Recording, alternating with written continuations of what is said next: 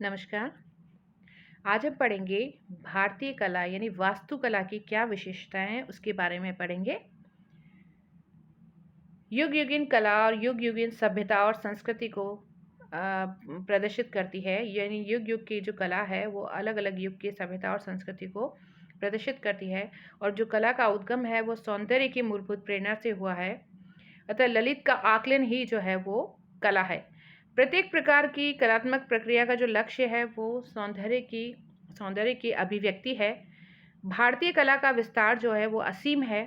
कला सृजन के जो नमूने हैं हमें सबसे पहले सिंधु सभ्यता में उपलब्ध होते हैं, किंतु जो सिंधु सभ्यता के बाद ईसा पूर्व दूसरी शताब्दी के बाद वैदिक उदासीनता के कारण कला की प्रगति टूट जाती है। परंतु फिर उसके बाद मौर्य युग से जो कला की प्रगति शुरू हुई वो लगातार चलती गई। और यद्यपि उसके रूप, प्रकार और अभिप्रायों में आने वाली जो विदेशी जातियों का प्रभाव है उसमें दिखाई देता है। हमें भारतीय संस्कृति में कला के अनेक रूप देखने को मिलते हैं, जैसे स्थापत्य, मूर्तिकला, चित्रकला, रंगमंच। इनमें स्थापत्य का जो स्थान है वो पहला और प्रधान है। स्थापत्य का जो अत्यंत जो प्राचीन स्वरूप है वो नवप्रस्तर युगीन मानव ने शुरू किया था। नवप्रस्तर युगीन मानव गीली मिट्टी छापकर घास फूस की झोंपड़ी अपने रहने के लिए बनाते थे तथा मिट्टी पत्थर के परकोटे से घेरकर वे अपने गांव की रक्षा का प्रबंध करते थे। सिंधु सभ्यता ने नगर निर्माण और नागरिक सभ्यता को शुरू किया और अत्यंत सुंदर मोहरों पर उभारी गई पशु, मानव, वनस्पतियों की आकर्षक आकृतियों के अलावा स्थापत्य का जो रूप वहां के अवशेषों में मिलता है वो तत्कालीन विश्व में मिलना दुर्लभ है। वैदिक आर्यों के निवास स्थानों में स्थापत्य के विशिष्ट नमूने नहीं मिलते हैं, लेकिन अधिकांशतः प्राचीन भारतीय नगरों का जो निर्माण है वो आर्यों के तत्वावधान में ही हुआ था। मेगास्मिथ ने इंडिका में मौर्यकालीन स्थापत्य का अद्भुत चित्रण किया है। मौर्यकाल से लेकर गुप्त काल तक की स्थापत्य कला में बौद्ध स्थापत्य और हिंदू मंदिरों का स्थापत्य अत्यंत महत्वपूर्ण स्थान रखता है। सबसे पहले हम पढ़ेंगे हड़प्पा कला के बारे में। मोहनजोदड़ो और हड़प्पा से प्राप्त अवशेषों के आधार पर यह पता चलता है कि यहाँ नगरों की रचना एक निश्चित योजना के अनुसार की गई थी। यहाँ सड़कें जो है वो पर्याप्त चौड़ी हैं तथा सड़कों और गलियों के दोनों ओर मकानों का निर्माण किया जाता था। मकानों की दीवारों की जो ऊंचाई है लगभग 25 फीट थी। संभवतः मोहनजोदड़ो के जो मकान है वो ऊंचे और विशाल थे। शहर के गंदे पानी को नालियों द्वारा नगर से बाहर ले जाने की उत्तम व्यवस्था थी। मकानों में स्नानागारों तथा रसोई का गंदा पानी नालियों द्वारा बाहर आता था और शहर की बड़ी नालियों में मिल जाता था। प्रत्येक गली और सड़क के साथ साथ पानी निकालने के लिए नालियां यहाँ पर बनी हुई थी। नालियों का निर्माण पक्की ईंटों से होता था तथा उन्हें परस्पर जोड़ने के लिए मिट्टी से मिले चूने का प्रयोग किया जाता था। नालियों को ढकने के लिए ईंटों का प्रयोग तथा अधिक चौड़ी नालियों को ढकने के लिए पत्थर की शिलाओं का प्रयोग किया जाता था। मकान प्राय 2 मंजिला और भी अधिक मंजिलों वाले होते थे। ऊपर की मंजिलों से गंदे पानी को निकालने के लिए पाइप का प्रयोग किया जाता था। हड़प्पा और मोहनजोदड़ो सभ्यता के मकानों का जो निर्माण है वो पक्की ईंटों से होता था। ईंटें अनेक प्रकार की होती थी। बड़ी ईंटें विशेष कार्यों के लिए प्रयुक्त की होती थी और ये ईंटें मजबूत, पक्की और लाल रंग की होती थी। दीवारों में ईंटों को जोड़ने के लिए मिट्टी के गारे का प्रयोग किया जाता था। अधिक मजबूती के लिए कभी-कभी मिट्टी में चूना भी मिला दिया जाता था। मकान छोटे और बड़े दोनों प्रकार के होते थे। मकान के भीतर कमरों में दीवार में अलमारियां बनाई जाती थी, रैक्स बनाई जाती थी। अलमारियों के बीच में एक आंगन होता था जिसके कोने में रसोई घर होता था, किचन होता था और जो चूल्हे बनाए जाते थे वो ईंटों के होते थे। प्रत्येक घर में एक स्नानागार होता था। पानी को संचित रखने के लिए मिट्टी के घड़ों का प्रयोग किया जाता था इकट्ठा करने के लिए।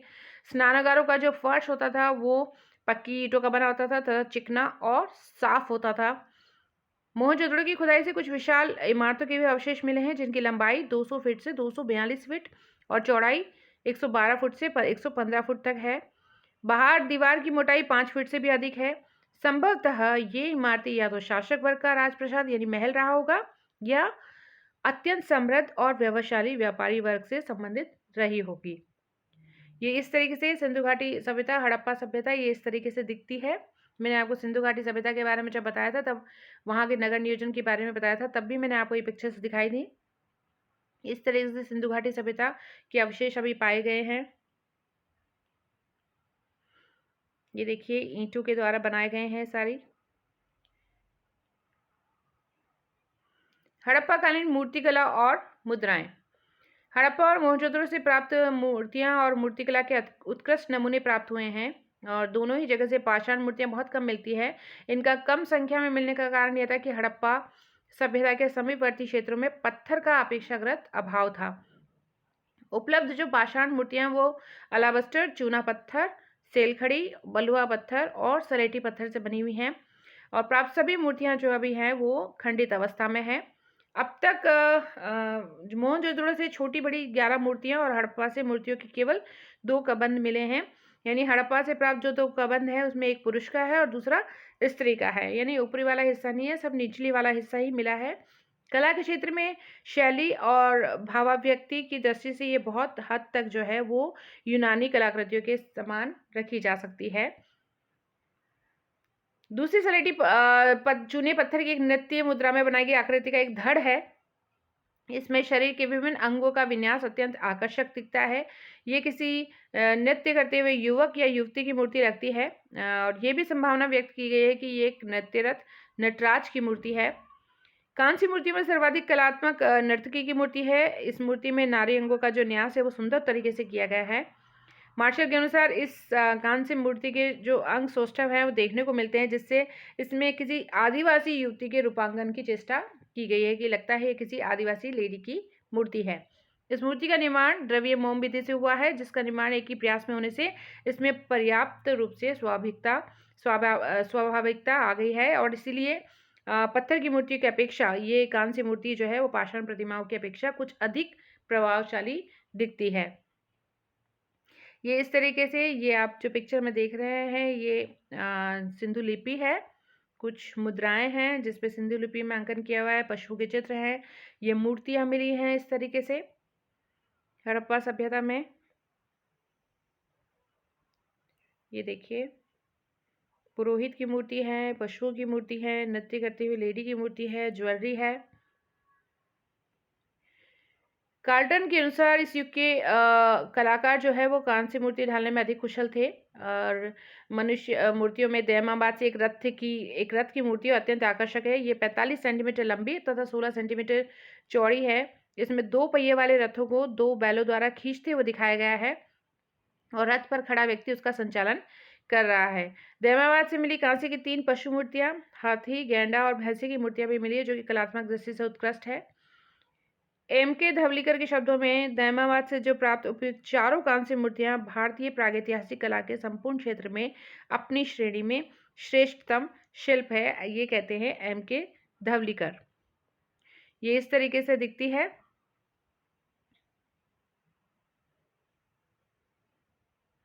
इस सभ्यता में मिट्टी की मूर्तियां सर्वाधिक संख्या में मिली है। मिट्टी की सर्वत्र सुलभता आकृति के निर्माण में धातु और पत्थर से अधिक आसानी और कम खर्च में उपलब्ध होने के कारण प्राय सभी प्राचीन संस्कृतियों में मृण मूर्ति कला जो है वो अधिक लोकप्रिय रही है। मृण यानी मिट्टी। इस सभ्यता के सबसे विशेष क्षेत्रों से उपलब्ध मृण मूर्ति के जो विशाल भंडार में पशु और पक्षियों की मूर्तियां सबसे अधिक संख्या में मिली है। इनमें कुबड़दार बैल की मूर्तियां जो है वो सर्वाधिक है। अन्य पशु मूर्तियों में कुत्ते, भेड़, हाथी, गैंडा, सुअर और बंदर आदि की मूर्तियां मिली हैं। अनेक पक्षियों की भी मूर्तियां मिली हैं। यहाँ से मानव मृण मूर्तियों की संख्या अपेक्षाकृत कम मिली है। इनमें नारी मृण मूर्तियों की तुलना में पुरुष जो मूर्तियां वो बहुत कम मिली हैं और जो मातृ देवी की मूर्ति मिली है वो बहुत सुंदर है। ये मूर्तियां एक चौड़ी मेखला यानी करधनी, एक कटी वस्त्र और कंठ पर आभूषण से लदी हुई तथा पंखे के आकार के शिरोवस्त्र से सुशोभित है। हड़प्पा और मोहनजोदड़ो के भग्नावशेषों में मुद्राएं यानी मोहरें भी मिली हैं, प्रचुर मात्रा में मिली है। हड़प्पा संस्कृति के शिल्पी की वास्तविक परंपरा के दर्शन जो है वो मुद्रा शिल्प में ही दिखाई देते हैं। ये मुद्राएं घिया पत्थर की बनी हैं और वर्गाकार है, शेप में आयताकार है, गोल है, बेलनाकार है और इसमें त्रिपार्श्व के आकार में 2 इंच चौड़ी और 2 इंच लंबी सैकड़ों मुद्राएं यहाँ से प्राप्त हुई है। इन पर ऊपर के भाग में सिंधु लिपि में लेख जो साधारण 3 से 8 अक्षर वाले हैं तथा नीचे के भाग में वृषभ, हाथी, बाघ, गेंडा, घड़ियाल और एक श्रृंगी जैसे पशुओं के चित्र यहाँ पर उत्कीर्ण मिलते हैं इन मुद्राओं पर। अधिकांश मुद्राएं सेलखड़ी से बनी हैं और इन मुद्राओं का इस सभ्यता के संपूर्ण विस्तार क्षेत्र में उपयोग किया जाता था, लेकिन प्राय ये हड़प्पा, मोहनजोदड़ो, लोथल जैसे व्यापारिक केंद्रों से विशाल संख्या में यहाँ पर मिली है। हड़प्पा से प्राप्त मुद्राएं सेलखड़ी के अलावा कांच की मिट्टी की मुद्राएं भी पर्याप्त संख्या में यहाँ पे मिली हैं। कुछ मुद्राएं जो है वो गोमेद, मिट्टी और चट की भी बनी हुई है। ये इस तरीके से मूर्तियां मिली है। सिंधु लिपि ऊपर की तरफ और पशुओं के चित्र हैं।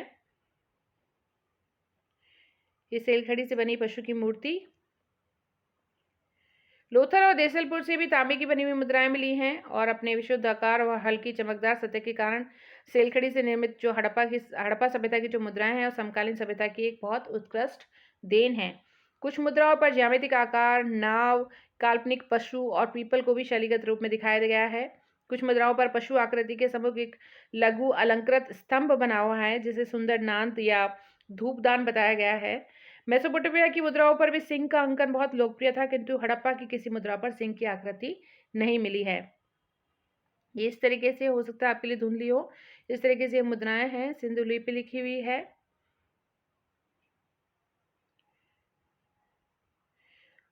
मुद्राओं पर धनुष बाण लिए मानव आकृतियों का अंकन भी मिलता है। एक दृश्य जिसे मुद्राओं पर कई बार दिखाया गया है, उसमें एक व्यक्ति की दोनों भुजाएं फैलाते हुए व्याघ्र को पकड़ते हुए दिखाया गया है। एक मुद्रा पर देवता, पशु तथा साधनारी आकृतियों का अंकन है। चंद्रद्रोह से प्राप्त एक वर्गाकार मुद्रा पर दो स्त्रियों का अंकन है जो कि हाथ में ध्वज पकड़े खड़ी है। मुद्राओं पर पीपल और अन्य वृक्षों का चित्रण भी मिलता है। कुछ मुद्राओं पर एक प्रतीक जैसे स्वस्तिक आदि का चिन्ह है। मुद्राओं में सर्वाधिक चर्चित मुद्राओं में दो विशेष उल्लेखनीय है। सबसे जो प्रसिद्ध है वो मुद्रा है पशुपति मुद्रा। इसमें एक चौकी पर आसीन शिव और एक हाथी, चीता, गेंडा और एक भैंसा उस मुद्रा पे बनाया हुआ है। चौकी के नीचे दो हिरण की आकृति बनी हुई है।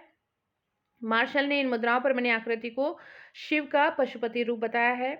दूसरी प्रसिद्ध मुद्रा पर अंकित बैल की आकृति है और कुबड़दार बैल का अंकन इसमें बहुत अत्यंत कलात्मक बनाया हुआ है।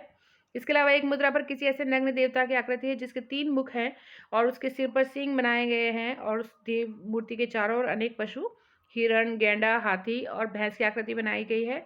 अनेक विद्वानों के अनुसार ये आकृति जो है वो त्रिनेत्रधारी शिव की है। ये इस तरीके से ये दिखती है। आप देख रहे हैं, मैंने जूम करके बताया है। इसमें ये बीच में एक शिव की मूर्ति दिखा रखी है। एक तरफ व्याघ्र है, गेंडा है, भैंसा है। ये इस तरीके से हाथी है, दिख रहा है आपको। ऊपर सिंधु लिपि है। इस प्रकार हड़प्पा सभ्यता में मूर्ति निर्माण कला जो थी वो उन्नत दशा में थी और कुछ विद्वानों का मानना है कि इन मुद्राओं का प्रयोग मुख्यतः पार्सल आदि पर छाप लगाने के लिए भी किया जाता था। लोथल से मुद्राएं नहीं बल्कि मुद्राओं की अनेक छापें भी मिली हैं, लेकिन कुछ विद्वानों का मानना है कि ये मुद्राएं व्यापारिक लेन देन में प्रयोग की जाती थी क्योंकि अधिकांश मुद्राएं हड़प्पा, मोहनजोदड़ो और लोथल से मिली हैं। ये इस तरीके से मुद्राएं हैं जिसमें पशु का चित्र और सिंधु लिपि में कुछ लिखा है। अन्य कुछ और भी सिंधु घाटी सभ्यता से मिले हैं। हड़प्पा सभ्यता में जो बर्तन कुम्हार के चाक पर बनाए जाते थे उन्हें अनेक प्रकार के चित्रों और आकृतियों से सजाया जाता था। खुदाई में कलश, थालियाँ, कटोरियाँ, सुराहियाँ, रकाबियाँ बहुत बड़ी संख्या में मिले हैं। बर्तन मिट्टी के अलावा पत्थर और धातु के भी बनाए जाते थे। खुदाई में एक हाथी दांत का बना फूलदाल भी मिला है जिस पर अनेक सुंदर रेखा चित्र बने हुए हैं। अतः हड़प्पा में हाथी दांत को शिल्प के लिए उपयोग में लिया जाता रहा होगा।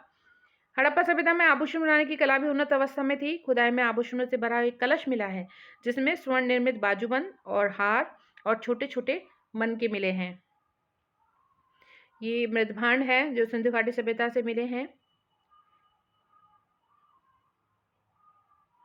ये इस तरीके से ये औजार हैं सिंधु घाटी सभ्यता से मिले हैं। मोहनजोदड़ो से खुदाई में आभूषणों का कलश मिला है। इसमें बाजूबंद, नाथ, झुमके, चूड़ियाँ, कर्णफूल मिले हैं। कला की दृष्टि से ये बहुत सुंदर और उत्कृष्ट है। स्वर्ण के अलावा चांदी और बहुमूल्य पत्थरों का भी आभूषण के लिए प्रयोग किया जाता था। तांबे, हाथी दांत, हड्डी और मिट्टी के बने बहुत से आभूषण इस सभ्यता के अवशेष में मिले हैं। हड़प्पा सभ्यता में धातुओं द्वारा बर्तन और औजार बनाने की कला भी उन्नत अवस्था में थी। धातुओं में तांबे का प्रयोग प्रचुरता से मिलता है। चांदी के बर्तन बहुत कम मिले, लेकिन तांबे और पीतल के बर्तन बहुत अधिक संख्या में यहाँ पर प्राप्त हुए हैं। ये सिंधु घाटी सभ्यता यानी हड़प्पा सभ्यता और मोहनजोदड़ो में पहने जाने वाले आभूषण हैं जो कि ये प्राप्त हुए हैं। ये इस तरीके से बने हुए हैं। तांबे का प्रयोग औजारों के लिए विशेष रूप से किया जाता था और धातु निर्मित जो औजारों में तांबे की बनी एक आरी मिली है। अस्त्र शस्त्र भी धातु के बनते थे। अवशेषों में परशु, तलवार, कतार, धनुष बाण, बर्छी, भाला, छुरी भी मिली है। छोटे चाकू, पत्थर काटने की छेनियाँ, मछली पकड़ने के कांटे भी मिले हैं। इसके अलावा तांबे और पीतल की बनी अनेक मूर्तियाँ भी मिली हैं, जो कि धातु कला के सर्वश्रेष्ठ उत्कृष्ट नमूने हैं। धातु की बनी एक नर्तकी की मूर्ति इतनी सुंदर है कि वो बिल्कुल सजीव जैसी दिखती है। अवशेषों में मिट्टी के खिलौने भी मिले हैं। कुछ खिलौने में हाथ और पैर जो हैं वो अलग-अलग हैं, जिन्हें धागे से जोड़ा गया है और धागे को खींचने से उनके हाथ-पैर हिलते थे। तो इस तरीके से सिंधु घाटी सभ्यता के लोग जो थे वो इतनी अधिक कला में निपुण थे। ये इस तरीके से खिलौने मिले हैं सिंधु घाटी सभ्यता से।